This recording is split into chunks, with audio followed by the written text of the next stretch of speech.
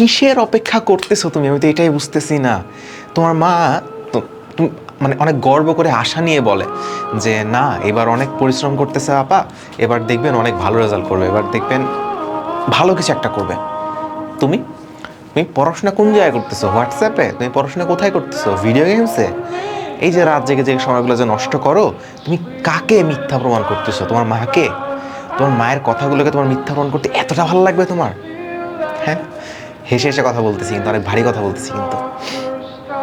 তুমি এই অবহেলা করে তোমার মায়ের কথাগুলো মিথ্যা প্রমাণ করতে পারো না রে ভাই। This is this is not justified. এটা করা যায় না, এটা করা যায় না। তোমার এই যে ছোট ছোট সাকসেসগুলো না, এগুলোই তোমার মায়ের কাছে একটা বড় বড় অ্যাচিভমেন্ট। আর তুমি এইগুলোকে এইভাবে অবহেলা করতে পারো না।